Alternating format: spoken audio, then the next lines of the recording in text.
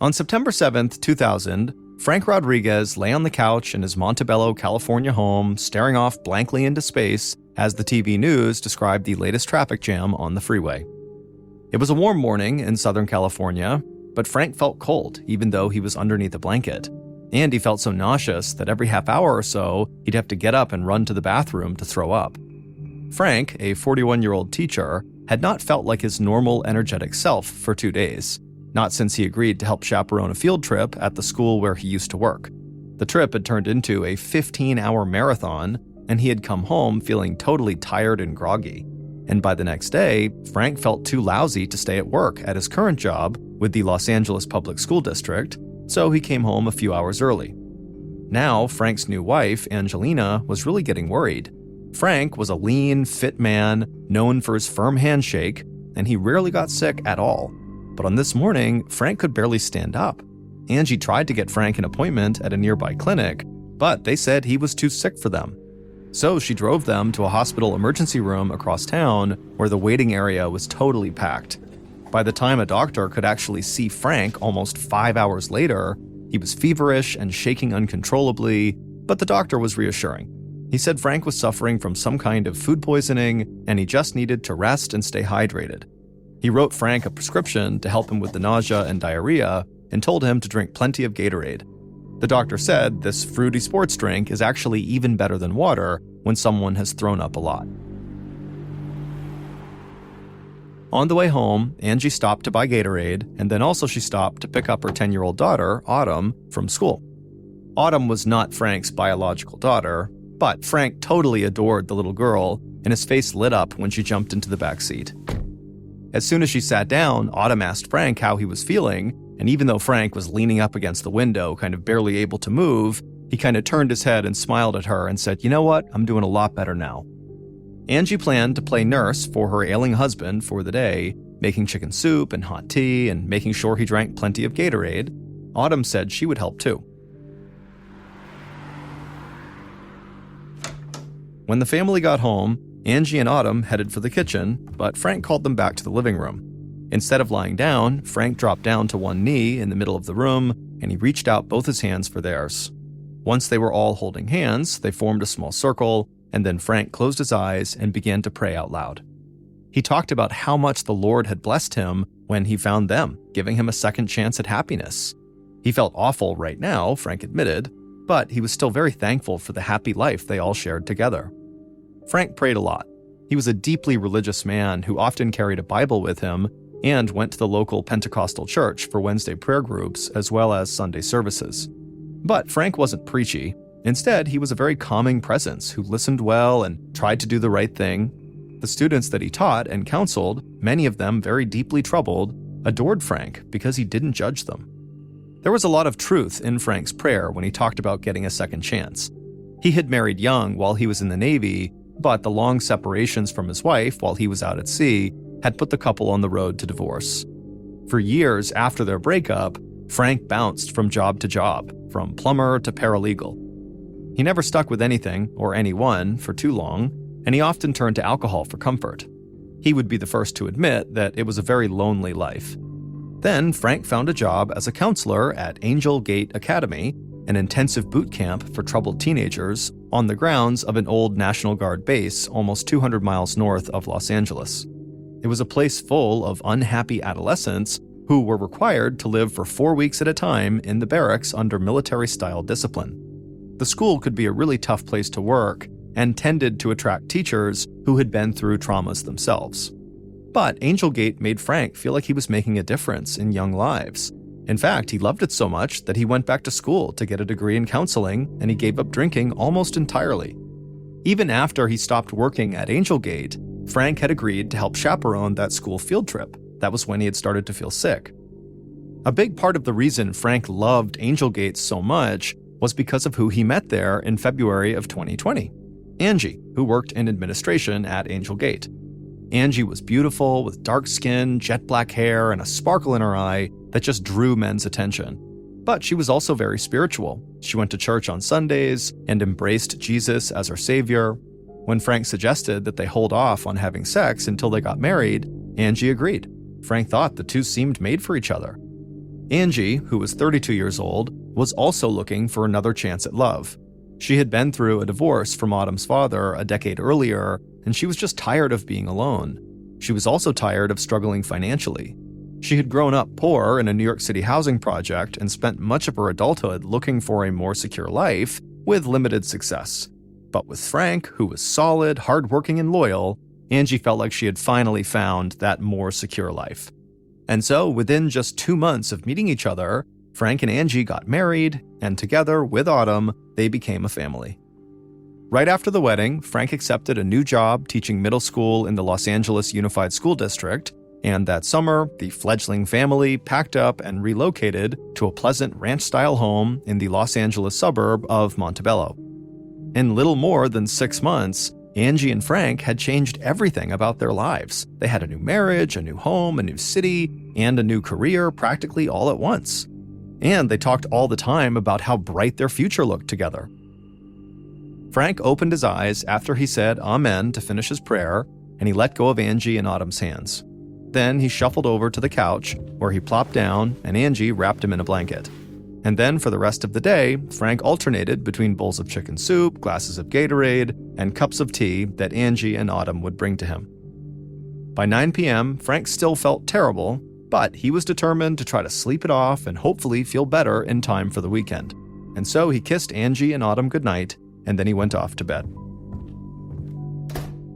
After Frank had left for the bedroom, Angie thought about joining him right then because she was tired too, but one of her favorite shows came on at 10 p.m., Law & Order Special Victims Unit, so she stayed up. She lost herself in the program, confident that she had done everything she could to help her husband get well. As Angie lay on the couch watching her show, she began thinking to herself that she actually really didn't want to sleep in the same bed as her husband that night. She loved him, but she knew he'd be getting up over and over again to go to the bathroom, waking her up every time. And if she just stayed on the couch after her show, she'd be able to sleep. And she'd still be nearby if there was an emergency and had to bring him to the hospital. So, as the closing credits rolled on Law & Order, Angie decided she would stay right there on the couch, and so she shut her eyes and drifted off to sleep. But at around 3 a.m., Angie woke up and decided it was time to go to the bedroom, so she stood up and she began walking in that direction, and then when she went into the bedroom, she saw Frank was not in the bed. At first, she thought he must be in the bathroom, but when she looked, she saw the bathroom light was off, and when she opened the door, Frank wasn't in there. Confused, Angie walked around the end of their bed, and that's when she saw Frank lying face down on their shag rug. He was wearing a t-shirt as he normally did in bed, and so at first, it just seemed like he must have just fallen asleep and maybe rolled off the bed or something. But when Angie yelled Frank's name and pulled on his shoulders, he didn't react. And then when Angie got down close and listened to Frank, she couldn't hear him breathing.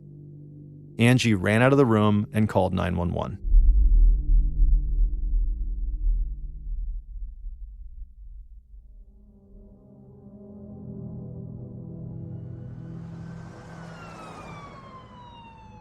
Paramedics arrived within minutes at the Rodriguez's front door, where they were met by Angie, her eyes red-rimmed and puffy from crying.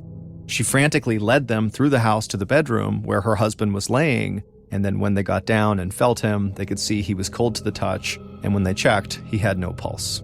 He was dead. But there was no obvious reason why. His body offered few clues. The only injury they could find was a bloody nose, likely from when Frank fell to the ground. Angie told them that Frank had been sick for the past couple of days with food poisoning, but overall, Frank's health was excellent, and he was doing all the right things to get better from this food poisoning. He had no history of drug use, and he certainly had no suicidal tendencies. It seemed like Frank was just a healthy guy who dropped dead for no reason. The team from the coroner's office zipped Frank into a black body bag and wheeled him out to the waiting van that would take him to the lab for an autopsy. As an increasing number of emergency officials tramped in and out of the Rodriguez's house, Angie and her daughter clung to each other, sobbing. And by the time they all left, around 9 a.m., Angie felt like she had answered a million questions about Frank's medical history, his emotional state, and the food poisoning that had sent him to the hospital. She didn't believe for a minute that her husband had died suddenly from food poisoning, But neither the police, paramedics, or the coroner's team had helped Angie understand what else could have killed him. As she dialed Frank's mother to tell her that her son was dead, Angie didn't know what she was going to say. But Frank's mother became so hysterical at the news that Angie couldn't tell her much anyway before the call dissolved into wordless sobbing. A few minutes later, Frank's younger sister, Rebecca, called Angie to get more of the awful details. Rebecca had never known her big brother to even get sick, and she knew he was still fanatical about taking care of himself, and so how could he be dead? But Angie had no answer. Nobody did. But something suddenly occurred to Angie when Rebecca told her over the phone that, everybody loved Frank.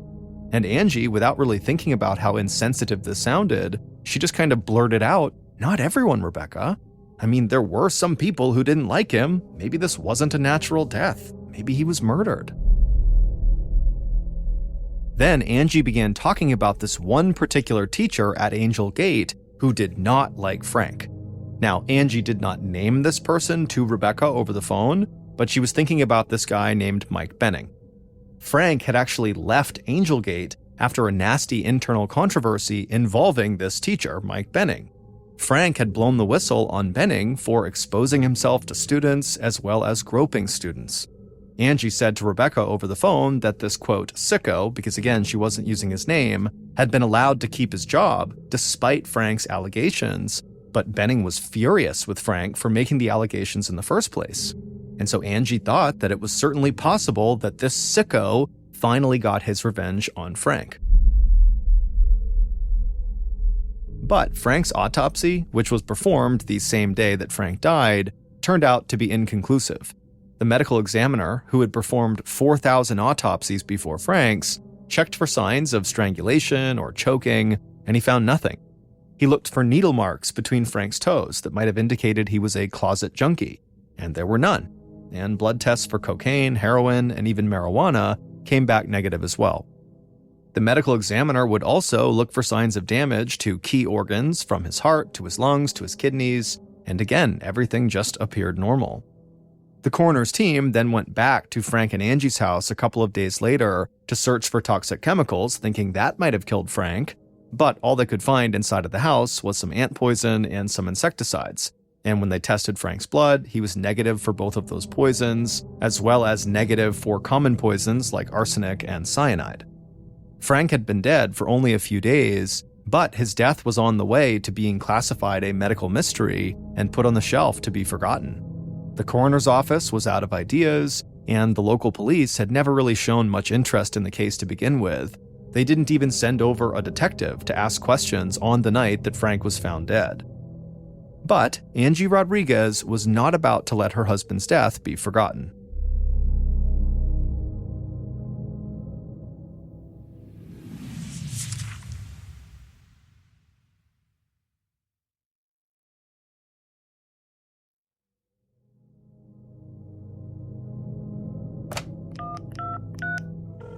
A few days after Frank's death, Angie called the Montebello police to voice her frustrations at their total inaction.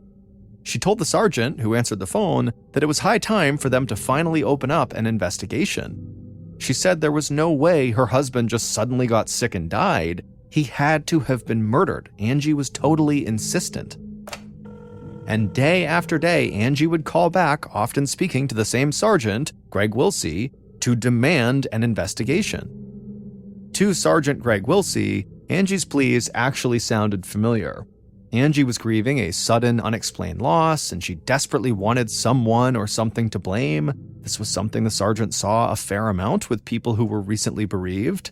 Also, the sergeant knew that Angie had been asleep on the couch when her husband died in the bedroom, and so he thought, maybe she also felt guilty about not being there when he was struggling with whatever happened to him, and so maybe that's why she's come up with this far-fetched murder theory to explain everything away. But the more Angie called the police department day after day demanding this investigation, the less she sounded just like some grieving widow. She sounded like someone who really thought this could be a murder. And with every call she made, she got more and more specific about who she really believed should be the primary suspect. Angie explained to Sergeant Wilsey that Frank's sudden decline in health began right after he filled in as a chaperone for that field trip at Angel Gate, where he used to work. Frank had come home from that day trip feeling very weary and worn down, so much so that he had to leave work early the next day. And Frank just never recovered, dying just 4 days after the field trip. Angie told Wilsey that maybe someone at Angel Gate poisoned Frank, and she knew someone who certainly had the motive to do that: Mike Benning. Angie threw out the theory that, perhaps on this field trip, Benning, who wanted a chance to get back at his accuser, put poison maybe in the cookies or the Gatorade that was served to Frank as refreshments during the field trip. And when the sergeant began asking questions, Angie just said, "Look, if you want to understand what happened to my husband, you got to start at Angel Gate Academy." It might seem harsh to accuse some ordinary school teacher of plotting a revenge killing against a former colleague, but as Angie explained to Sergeant Wilsey, Angel Gate was not a normal school. Some of Southern California's most troubled students were ordered to attend this academy for these 4-week stints of intense military-style discipline that was intended to kind of scare them straight. And though Angel Gate could certainly point to plenty of success stories, there were also lots of accusations of brutality swirling around the school. There were stories about students who were forced to eat their own vomit, or who were force-fed large volumes of water. There were stories about teachers calling students terrible names, and there were also allegations of physical abuse. And so after Sergeant Wilsey heard all this context about Angel Gate and how potentially the staff there were inappropriate and even violent, he told Angie that, yeah, it does seem like we do need to launch an investigation into your husband's death and see if it's possible that someone from Angel Gate had something to do with it. But the police department in Montebello was tiny and did not have the resources for a full-blown murder investigation. So they called on the Los Angeles County Sheriff's Department to take the lead. And within weeks, Angie was talking regularly with 2 sheriff's deputies who were assigned full-time to the case. Their names were Joe Holmes and Brian Steinwand. And in early October, Angie actually went to the Montebello Police Department to sit down with these 2 detectives. Holmes and Steinwand were at opposite ends of their careers. Steinwand was a young specialist in street gang investigations with 10 years of experience, while Holmes was a nearly 30-year veteran closing in on retirement. But together, they got things done. They had just arrested the suspect in a murder days before Frank's death. Inside of a sterile interview room at the police station, Angie again told Holmes and Steinwand the full story of Frank's life and death and why she thought his death was actually a murder. Angie explained that Frank at one point suspected that someone at Angel Gate Academy had spiked his drink on an earlier occasion, which made him sick, but did not seriously injure him. Frank never figured out who it was, but Angie always suspected it had been Mike Benning, the teacher that Frank had reported for alleged inappropriate relationships with his students. Angie told detectives that she was so nervous about Frank's safety that she begged him not to go back to Angel Gate for the September 3rd field trip. But he'd already promised, and he refused to reconsider. When he got home from that field trip, he had told Angie that his former colleagues had treated him really well, and she was totally relieved. But then, of course, Frank got sick, and that was when Angie thought, he must have been poisoned. The detectives were intrigued, but they pointed out that poison is a pretty generic term that includes thousands of different chemicals. Did Angie have any idea what kind of poison Benning could have potentially used to spike Frank's drink? If they had something more specific, they could ask the medical examiner to test Frank's blood again for it. Unfortunately, there is no single test that can detect all kinds of poison. You basically have to have the type of poison and then test for that type.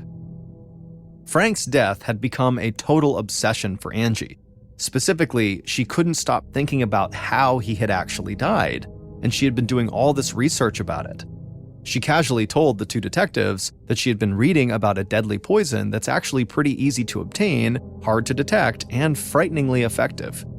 The leaves of the oleander tree, which is a red and white bush that grows all over California, contains a poison that's very easy to disguise in food or drink. And so Angie believed that it was totally possible that that was what Benning could have used to kill Frank. The detectives agreed that Angie's suggestion could be right, but it was just speculation. Without evidence, they really could not pursue this as a lead. Holmes and Steinwand walked out of the meeting with Angie with mixed feelings. Angie could be right that maybe Mike Benning had killed Frank and, maybe he used oleander, but it was just totally speculation. At this point, the detectives weren't even sold on the idea that there had been a murder at all. After all, they had no cause of death, and the medical examiner had not even ruled out natural causes yet. And so it just seemed like Angie was really jumping to conclusions, and they couldn't do that. But despite all that, both men agreed on one thing. They needed to talk to Mike Benning.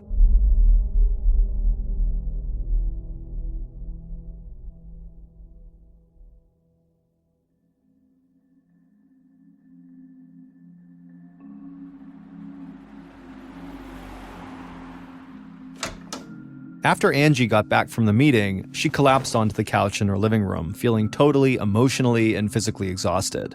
She was pleased that the police were now seriously investigating her husband's death, but she was actually a little surprised at how much the two detectives were now leaning on her for help. Didn't they have their own sources of information? Couldn't they have come up with a list of hard-to-detect poisons themselves? She was worried that the sheriff's department had assigned a couple of hillbilly cops to the case who didn't know what they were doing. Angie felt like she had no choice but to stay right on top of Detectives Holmes and Steinwand at every step of their investigation. It was the only way to be sure she got justice for Frank. But despite how Angie felt about them, the two detectives were working the case in their own way. They did their homework on oleander. It was indeed highly toxic and widely available, and so they asked the coroner's office to try to determine whether that could have been what killed Frank. The detectives also started gathering background information on Mike Benning. What was his disciplinary record? Did he have a criminal record? And much more. Then, on October 19th, so 6 weeks after Frank's death, Angie called Holmes with startling news. Angie said she had gotten this frightening phone call that morning from someone who identified themselves only as being one of Frank's former students. The ex-student said that he had spoken directly to Mike Benning about Frank's death, and Benning had seemed really defensive, saying police, quote, "can't pin it on me," end quote. Detective Holmes stopped Angie while he searched for a pen, and then when he had it, he said, "Okay, keep going," and then he started writing down all these notes as Angie continued.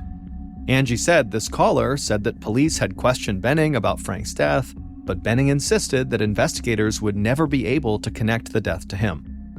Angie said she tried to pump the caller for information, but the call quality was poor, and the static kept getting worse and worse, and then just before the call broke off completely, the caller had said, "Ask them about antifreeze."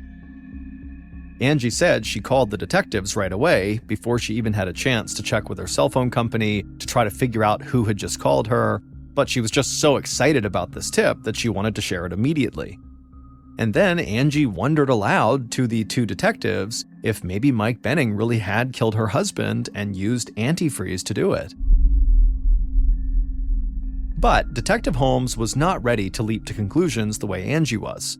For starters, he wondered how anyone could drink antifreeze without knowing it. Wouldn't it taste horrible and the intended victim would spit it out? Holmes was also curious about who this former student might have been and why they would call Angie instead of the police. And then also, why didn't this caller call back after that first call broke up? Neither Holmes nor Angie could answer either of those questions, and so ultimately, Detective Holmes told Angie that yes, this call was clearly very helpful, and investigators would love to speak with this person, this former student, again if they could, and so he asked Angie to please keep his phone number close to her at all times and to pass it along to this anonymous caller if they happened to reach out again. And Angie said she would. After Holmes hung up with Angie, he immediately briefed Detective Steinwand about the call. Angie's anonymous caller may have handed them their first break in the case. Now they needed to contact the phone company and figure out who made the mysterious call to Angie. Angie was also feeling very excited after she got off the phone with Holmes. She was sure that now the detectives would ask the coroner to conduct a new autopsy and he would be able to test for antifreeze in Frank's blood. She had learned from her research that the main ingredient in antifreeze, which is called ethylene glycol, actually tastes sweet, even though it's a deadly poison. As a result, antifreeze is particularly dangerous to animals and children who can't read the warning labels. Angie felt like she had become a junior detective herself, spending hours on the phone with law enforcement and many hours more doing her own research both online and at the library. But if the police were finally able to catch the person who killed her husband, then of course all of it would be worth it. But at a minimum, Angie already felt so proud that she was actively helping to catch her husband's killer. But days passed and then weeks passed, and still the detectives did not call Angie back with any updates. Meanwhile, Angie moved out of the house in Montebello to stay with friends up the coast. Frank had been the main breadwinner in the family, and so money was tight now with him gone. But Angie was actually happier to be living with other adults. The horror and stress of the last few months and having no explanation for her husband's death were a bit easier to manage with other people she could talk to all around. But nothing could have prepared Angie for the call she would receive on December 13th, so 3 months after her husband's death. It was a call from Mike Benning, the man she believed murdered her husband. Angie was at home with Autumn baking Christmas cookies in hopes of somehow creating a little holiday cheer when her cell phone rang and she picked it up. Mike didn't even say hello before he asked her a blunt question. "Why did you tell the police that I poisoned Frank with antifreeze?" Initially, Angie was caught off guard and asked who was calling, even though she knew perfectly well that this had to be Mike. But Mike totally ignored her and pressed on. When would he even have the opportunity to poison Frank, he asked. They hadn't worked together since June. Mike said that Angie's allegations against him were now ruining his reputation, and she owed him an explanation. But at this point, Angie now was just mad, remembering her clashes with Mike over his alleged misconduct when they both worked at Angelgate. She said to Mike that his hostility towards her and to Frank had been totally obvious, and now all the evidence suggested that he had been the one to poison Frank. She told him that he should go talk to detectives, not her. And then Angie hung up. Angie sat there for a second in shock. Then she picked up her phone again and dialed Detective Holmes's number. When he picked up, she excitedly told him that Mike had just called her out of the blue and accused her of spreading false rumors about him being the killer. Angie also said that Mike had even threatened her towards the end of the call when he said, quote, "You just gotta watch your back," end quote. Holmes seemed totally taken aback. He told Angie that just the night before, detectives had informed Mike that he was a suspect in this case, and they had said Mike seemed really nervous when he was told this news. And so Detective Holmes promised Angie that he would tell Mike to make absolutely no further contact with Angie, or he would go directly to jail.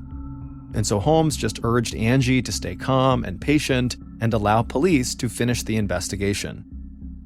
Holmes didn't tell Angie this, but he had actually already asked the coroner's office to send Frank's blood samples to a state-of-the-art lab in Minnesota that specialized in antifreeze poisoning. If Frank really died from drinking antifreeze, then this lab would be able to prove it. They just had to wait for the lab tests to come back. Finally, on the day before Christmas in 2000, Detective Holmes and Detective Steinwand got the report back from the lab in Minnesota. The moment Holmes saw the envelope on his desk, he immediately grabbed it, tore it open, and pulled out the documents and started to read, and as he did, his eyes grew wide. Frank Rodriguez did indeed have a fatal level of antifreeze in his blood at the time he died. In fact, his body was literally riddled with this toxic chemical. There was antifreeze in his eyes, his heart, and his stomach. Angie had been right. Her husband had been poisoned. And her anonymous caller had been spot on when he suggested that antifreeze could have been the murder weapon. The death of Frank Rodriguez was now officially classified as a murder. Detective Holmes and Steinwand were now very close to cracking the case, but the detectives knew there was still a big weakness in trying to hang the murder on Mike Benning. Did he really have the opportunity to poison Frank? Frank had been a last-minute substitute chaperone on that fateful Angelgate field trip, And so how would Mike have known that Frank was going to be on the trip so he could bring along his antifreeze? Because Mike certainly wouldn't be carrying antifreeze with him at all times. So the detectives turned one more time to Angie for help in late January of 2001. Detective Holmes called her up at home and he asked her if she had a memo or any other written evidence that actually listed Frank as a chaperone for this trip before the trip actually happened on September 5th. This time, Angie had nothing but her memory to go on. Angie said there definitely was a list that had all the chaperones, which included both Frank and Mike on it, and she had seen that at least several days before the trip happened, but when she looked around her house, she couldn't find it. But 2 weeks later, on February 5th, 2001, detectives caught one more big break. The fax machine in the LA County Homicide Bureau came to life in the middle of the afternoon and spit out an anonymous fax. The fax, marked urgent, was addressed to Detective Holmes, and on it, on the first page, was just a simple question: why is Mike still free? And then all the other pages in this fax showed that there had been a faculty orientation for the Angel Gate field trip almost 2 weeks before the event, and Frank's name, circled, was on the list of chaperones. In other words, Mike had plenty of advance notice that Frank would be coming on this trip, and so he would have plenty of time to obtain some antifreeze and mix it in with Frank's drink and cookies. This final piece of evidence was all the detectives needed to make their case against Mike Benning.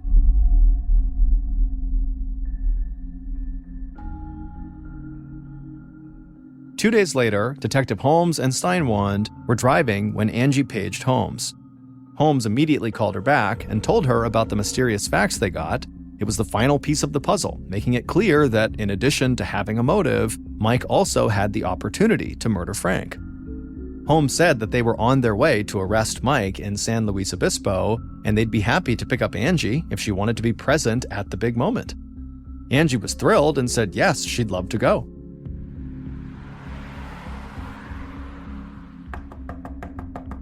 A few minutes later, the two detectives arrived at the door of the house where Angie was staying with friends, and she immediately let them in very eagerly, but Holmes's expression was not what Angie expected. This was a moment of triumph for all of them, and she thought he'd be high-fiving her and thanking her for her help in cracking this case. Instead, Holmes's face was stern, cold even, and he made no attempt at conversation. Instead, Holmes walked over to Angie's purse that was sitting on a side table and he looked inside of it, and then he looked over at his partner and he nodded. Inside the purse were a few sheets of paper, just like Holmes expected there to be. And the contents of those papers would change everything about this case.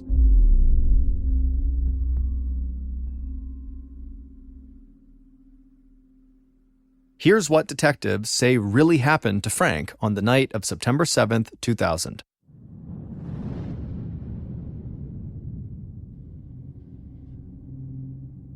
To begin with, Angelina Rodriguez was not the lonely, virtuous woman her husband thought she was. She was far from it. She had been divorced 3 times previously, not once, as Frank believed, and she began an affair with a former prison inmate a few months after she married Frank. Friends of Frank say that Angie's devotion to Jesus was just an act to lure him in. Her previous boyfriend had been more of a cowboy, and so she had morphed into this cowboy hat-wearing party girl doing the Texas two-step at country bars. Angie told friends that she never loved Frank and that she saw him mainly as a source of cash. In July of 2000, 2 months before Frank's death, she convinced Frank to take out a $250,000 life insurance policy. If Frank died, Angie would get the financial security she had been dreaming of. Within days of applying for Frank's life insurance, Angie told a friend that she was unhappy in her marriage. But when the friend asked her why she didn't just get a divorce, Angie said she'd get more money from the insurance if she killed her husband. The friend took it as a joke and suggested that Angie try oleander leaves brewed in tea. Angie had never heard of oleander poisoning, but as it turned out, she had an oleander bush right outside of her home. A few days later, in July of 2000, another friend of Angie's suggested killing a nuisance dog by feeding the animal hot dogs soaked in antifreeze. Angie asked, why antifreeze? And the friend said, well, because it tastes sweet, and so the animal will eat it, but it will also kill them, and no one will know. and so Angie took note. And by early September, Angie was ready to put her life insurance scam into action. First, she gave Frank tea brewed with oleander leaves, which made him incredibly ill, but didn't kill him, much to her annoyance. The emergency room doctor had said that Frank had symptoms of food poisoning, but it was probably Angie's toxic tea that was making him ill. And then when they got home from the ER visit, when Angie promised to nurse her husband back to health, what she really was doing was just finishing her crime. The Gatorade that she was giving her husband every 4 hours to keep him hydrated likely contained toxic antifreeze that left Frank dead on the bedroom floor within 24 hours. Angie called her life insurance representative the same day that her husband died to find out about collecting on her husband's policy. And that's when she hit a serious obstacle. The salesman said Angie could not collect on the policy until the medical examiner determines the cause of death. As a result, when the autopsy came back inconclusive, Angie was not able to get her $250,000. Desperate for this money, Angie began badgering the Montebello police to open a murder investigation, and then she began feeding them clues to solve a crime that she herself had committed. All the time that Angie thought she was providing key information for this investigation, the two detectives that she called hillbilly cops had been one step ahead of her. Holmes and Steinwand had been working with Mike Benning for months. They quickly discovered that Frank had never been a whistleblower. He had never reported Mike for sexual misconduct with students, and Mike also said he considered himself a friend of Frank. Angie was the one who had repeatedly accused Mike of misconduct, but no one at the school believed it. As a result, Holmes and Steinwand knew that Mike had no reason to want Frank Rodriguez dead. But someone else had a powerful motive to murder Frank Rodriguez. The detectives just needed proof that their theory was right, and they used Angelina Rodriguez's own greed to lure her into a trap. But Angie just thought the detectives were slow, so she kept giving them new leads, eventually revealing the two poisons she had used, and creating a trail of lies in an effort to blame someone else. On the night in February of 2001 that Mike confronted Angie about her allegations, the detectives were listening to that phone call. They knew he never threatened Angie and that she lied about much of their conversation. But Angelina Rodriguez was genuinely surprised at what happened when Holmes and Steinwand came to her door that day in February of 2001. She really believed the detectives were coming over to her house to drive her out so she could watch Mike Benning get arrested. Instead, Detective Holmes pulled out a pair of handcuffs and slapped them on her wrists and said, "You are under arrest for the murder of your husband." Just before he arrested her, Detective Holmes had opened Angie's purse, and like he expected, he found the original of the anonymous fax that had given the detectives that last bit of evidence they needed to arrest Mike. Angie was the anonymous faxer. Disturbingly enough, the detectives believed that this was not the first time that Angelina Rodriguez killed for money. Her daughter, Autumn, actually had a younger sister named Alicia, who died at the age of 1 in 1993 from choking on a broken pacifier. At the time, no one suspected foul play, but after Frank's murder, investigators reviewed that case, and they discovered that the child did indeed choke on a pacifier, but there was evidence that someone forced it down the child's throat. At the time, Angie had a $50,000 life insurance policy on the baby, and after the baby died, Angie successfully sued the pacifier maker for a wrongful death. Angie never collected the life insurance money for her husband Frank.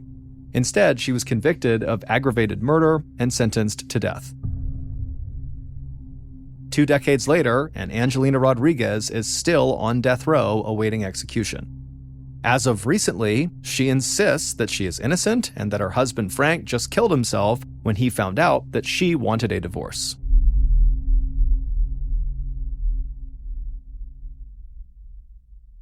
Also, just as a closing remark, Mike Benning is a pseudonym. We did not use his real name in order to protect his reputation.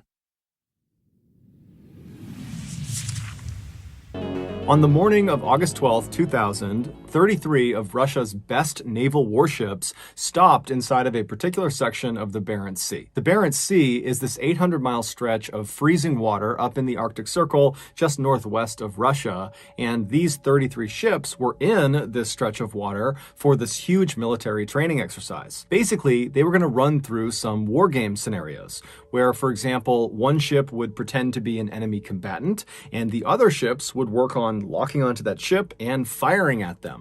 But of course, they wouldn't use real missiles or torpedoes. They would use duds that didn't actually explode. And so around 9 a.m., the man who was in charge of this entire operation, his name was Admiral Popov, and he was actually on board one of these 33 ships. He authorized one of the submarines that was out there to shoot 2 of their dummy torpedoes at a target, an enemy combatant, which was actually just one of the other ships. And so as soon as he did this, he was authorizing the start of this multi-day long exercise. And so all day and all night, they're doing these war game scenarios. And by the following morning, so 24 hours into this exercise, Admiral Popov stepped away from the action to speak with Russian reporters on the phone. And during this interview, he tells them that so far, the training exercise is going exactly to plan and that it looks like it will ultimately be a huge success. However, there was a problem. At the same time, Admiral Popov is giving his remarks to the reporters about how well this exercise is going, the family members of some of the crews that were out there as part of this exercise, they heard a rumor that the exercise was not going to plan, that in fact, something bad had happened to one of the ships. But none of the family members had any more information beyond that. Even though this rumor was just that, a rumor, the family members of these crews that are participating in this exercise, they naturally became very worried. And so they all that morning began calling the naval base where the 33 ships had originated, asking for more information. And the phone operator on the base that was receiving all of these calls that morning at first was telling these family members that no, nothing's going on. I haven't heard anything. There's no issues. But eventually this phone operator let slip that in fact they too had heard the rumor that something bad had happened, and they think it actually might be true. But when this family member who heard this pressured the phone operator for more information, the operator clammed up and said, I can't give you anything else. And so at that point, the family member hung up the phone and called the media and told them what was going on. And the media, as soon as they had the story, they went right to Admiral Popov and they said, hey, can you address this rumor? And he didn't. He did not respond to any of the media's inquiries. And in a weird way, that was kind of reassuring to the family members of these crews because they're thinking, if Admiral Popov is just kind of ignoring this rumor and he's staying out there, out on the Barents Sea, still conducting this exercise, then certainly nothing bad could have happened, right? And so for the rest of that day, Sunday, the family members of these crews and the media just kind of did nothing because there wasn't anything else to do besides wait to see if there was any new news coming out of this exercise. And the following day, on Monday the 14th, so 48 hours after the start of this training exercise, there would be news. Russian officials would go on TV and they would address the rumor by saying, well, yeah, it is true. Something did happen out during this exercise. The Kursk, which was the name of one of the submarines, that was one of the 33 ships that was part of this exercise, they experienced some minor technical difficulties that forced them to ground their vessel at the bottom of the Barents Sea. But don't worry, this is normal. We're in touch with them through the radio. Everybody is fine. We are pumping air and power into their submarine, and before long, we will have them back on the surface. There's nothing to worry about. Now, naturally, the family members of the Kursk crew specifically, they panicked when they heard this because even though the government is acting totally confident that everything is fine, they did not feel confident that everything was fine. Their family members are trapped on the bottom of the ocean. But at the same time, they remembered the Kursk, the actual submarine, was a very special and very safe submarine. The Kursk was quite literally Russia's best ship. They had spared no expense on it. It was extremely expensive. And it was massive. It was bigger than 2 football fields put together. And it was constructed out of this very specialized, highly reinforced steel that allowed it to take a direct hit from a torpedo and just keep on going, no problem. It was also outfitted on the inside with all the latest and greatest technology. And so if you were going to be stuck at the bottom of the ocean inside of a submarine, you would want to be stuck inside of the Kursk. And so the families took solace in that. But over the next couple of days, despite the government reassuring everybody in the news that everything was fine, it's totally minor, we're going to have the Kursk up in no time, despite all that, the Kursk still had not been raised to the surface, and the government was not giving the families or the media any new information. And so in this kind of void of no real information, the families began to panic and the media began to speculate. Did the Kursk really suffer from minor technical difficulties like the government was saying, or was this something more serious? This question would be answered on August 21st, so 9 days after this training exercise had begun, when a Norwegian dive team, they were out there to assist in the recovery effort, they were able to dive down to the Kursk, and they actually got inside of the submarine through an escape hatch. An escape hatch is like this watertight closet that kind of sits on the outside of the submarine, and it allows people to go in and out of the submarine without flooding it. And once these Norwegian divers got inside of the Kursk and had a look around, they were totally shocked at what they saw. While the exact details of what happened inside the Kursk are still debated today, and probably will be for some time, there is one aspect of the story that is more or less universally accepted, and that is what happened inside of compartment number 9.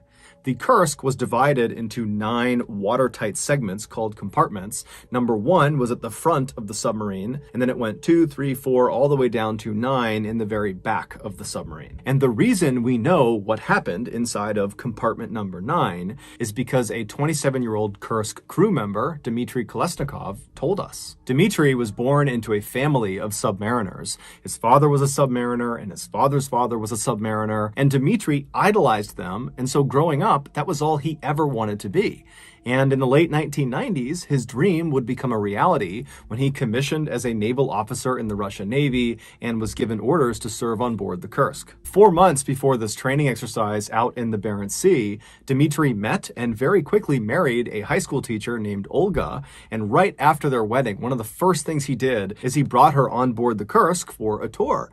And Olga brought along a video camera and filmed her tour through the ship, and on this video, Dmitry is all smiles. He is so happy to be leading her around the ship and introducing her to people and showing her all the cramped spaces on board the submarine. It's really obvious that Dmitry was so proud of his job. Not only of his job, but also just so proud to be sharing this part of his life with his wife. Fast forward to August 12th, 2000, and Dmitry, along with 117 other crew members on board the Kursk, had just arrived at their designated section in the Barents Sea for this training exercise. And at 11:27 a.m., the captain of the Kursk came over the radio and he told Admiral Popov, who was not on the Kursk, he was on a separate ship, he told the Admiral that the Kursk was about to fire their 2 dummy torpedoes. After this call was made, the men in the first compartment of the Kursk, so at the very front of the Kursk, this is where all the torpedoes, both fake and real, are stored, they began loading these 2 dummy torpedoes. Meanwhile, Dmitry was all the way back in the 7th compartment, the engine room. That was where he was stationed. He was actually in charge of everybody who worked in the 7th compartment. And so as these 2 dummy torpedoes are being loaded, Dmitry and his men, there weren't that many of them, they were twisting dials and pulling levers, when all of a sudden there's this really loud crashing sound, and then the ship shudders and then jolts hard to one side, as if someone had grabbed the front of the submarine and just forced it to one direction. What Dmitry and the men in the 7th compartment could not have possibly known was that one of the real torpedoes in the first compartment had malfunctioned and it exploded. But because of how well built the Kursk was, how strong the exterior walls were, this torpedo, as advertised, did not puncture through it.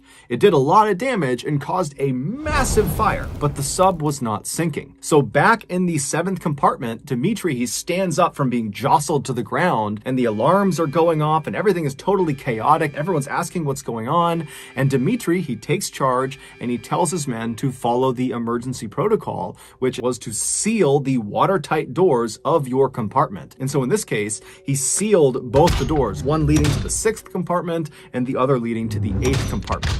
There's a lot of reasons for why they do this, but in essence, if there's a leak somewhere in the submarine, by sealing off your compartment, you protect yourself from being flooded. As Dmitri and his men are sealing these two doors, they would have begun to see and smell smoke as it came in through the ventilation ducts, because there was now this uncontrolled fire raging at the front of the submarine. They also would have felt the submarine suddenly pitch upward at a very steep angle as the captain of the Kursk desperately tried to surface. But before they could reach the surface, that uncontained fire reached the other live torpedoes, and it set off this almost instantaneous chain reaction of explosions. This second collective blast killed virtually everyone in the front half of the submarine. Either the blast itself blew them apart, or once this hole in the front of the submarine, because the second blast did puncture the walls, once that hole was created, all this Arctic water began flooding into the submarine. So if you didn't get killed by the blast, you very quickly drowned. The only people who survived the first and second explosions were anyone in the 6th compartment going backwards. So 6, 7, 8, and 9. And so Dmitri and the other men in the 7th compartment, they would have been definitely badly shaken up from that second explosion. That completely rocked the submarine and sent them tumbling all over the place.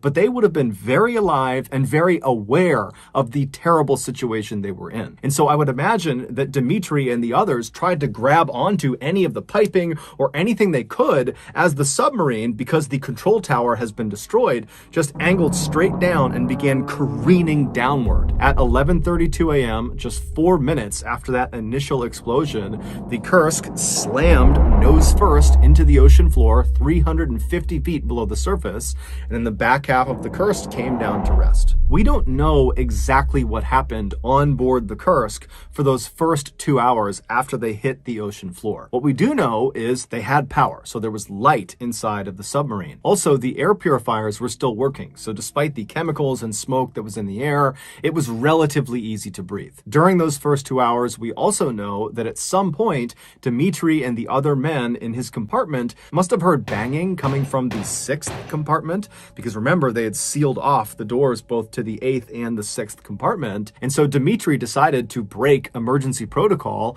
and he opened the door to the 6th compartment to allow any of the survivors that were banging on the door to come into their compartment. And when Dmitri and his men opened that door and looked into the 6th compartment, they would have seen that it was rapidly flooding, and most likely anybody forward of that compartment, so 5, 4, 3, 2, 1, they were already dead. By 1:30 p.m., Dmitri and his men in the 7th compartment and the other survivors from the 6th compartment, they were forced to retreat from the 7th over to the 8th compartment and then finally into the 9th compartment because of flooding. Even though they had sealed off their watertight doors, the walls were no longer watertight because this huge explosion had sent shrapnel flying down the body of the submarine, puncturing holes in all of the walls. And so it didn't matter if you shut your watertight door. Eventually, as one compartment would fill up, it would begin leaking through all the cracks in the walls. And so Dmitri and all of the people he was with, they would have been very aware of that. And so by the time they got all the way back to the 9th compartment, the very back compartment, there was nowhere else to go. The water was going to eventually reach them, and they were doomed unless they got rescued or if they left out of the escape hatch. Despite how absolutely terrifying this situation must have been, Dmitri remained calm. In fact, he was so calm that he pulled out a piece of paper as he's sitting in this cramped 9th compartment with these 22 other men, and he writes the date and time in the corner, and then he begins to kind of describe what had happened. He talks about there being an explosion, and he thought he and these 22 men were the only survivors, and he says they're now trapped in the 9th compartment, and they have to wait for rescue. He also talks about how they had considered going out the escape hatch, but apparently it hadn't worked. After Dmitri wrote this very neat, very legible, very organized note, he folded it up and put it in his pocket, and then for the next hour and a half, he sat inside of the 9th compartment with the 22 others, and the power went out, which thrust them into absolute pitch darkness. I mean, completely black inside of there. And the temperatures, because the power was out, suddenly began to plummet. And then the worst part was the water began seeping through the walls. And so Dmitri and the other men, they would have known that it's just a matter of time before this room fills completely with water, and there is nowhere to go. And so with the water rising all around them, Dmitri pulls that paper back out of his pocket and he adds to the note. And this time, his handwriting is barely legible. And it's because he's probably suffering from hypothermia, so he's shaking. He can't see what he's writing. In fact, he writes the words, "I'm writing blind," to indicate it's totally dark in the room. And in this second note he leaves on this piece of paper, which was dated and time-stamped an hour and a half after the first one, Dmitri indicates that he does not think he's going to survive. It's very clear none of them think they're going to survive. Then, with the remaining space on this piece of paper, Dmitri writes this very loving and very thoughtful message to his wife and his family saying goodbye. And then his final words on this note are, "Regards to everybody, no need to despair, Kolesnikov." After he wrote this second message on this note, he folded the paper up, put it in his breast pocket, and then in total darkness, listening to the sound of water rushing into the room, he and the other 22 damned souls prepared to die. We don't know how long Dmitri and the other 22 men survived in compartment 9, but experts say the entire Kursk submarine was completely flooded 8 hours after the initial explosion. One of the most heartbreaking aspects of this case is that Dmitri and these 22 other men could have potentially been saved if the Russian response was a little bit more urgent and coordinated. Despite 2 of these ships, including the ship that Admiral Popov was on, hearing and feeling the second explosion that the Kursk experienced, nothing was done about it. It was reported, but no one really did anything. And then when no one could get in touch with the Kursk after they had said they were going to fire those 2 dummy torpedoes, everybody else, all the other ships, Admiral Popov, they all just said, you know what, I'm sure it's just their radios and they're fine and they'll be in touch soon. And so it wasn't until later that evening when the Russian Navy even figured out there was a major problem with the Kursk, that the Kursk has vanished. And then it would be several hours before they even got a rescue submersible in the water down to the Kursk. And then once it was down there, they could not latch onto the escape hatch on the submarine. And so even if there were survivors inside of the submarine, they would not have been able to exit into this rescue submersible. And so for days and days, the Russians struggled to try to get inside of the submarine and kept turning down foreign aid from Norway, from America, from Great Britain. And then finally, 9 days after the Kursk had sank, the Russians did accept foreign aid. And that's when the Norwegian dive team, they went down and they were able to open up the escape hatch. And when they went inside the submarine, they saw it was completely flooded. There were bodies floating everywhere.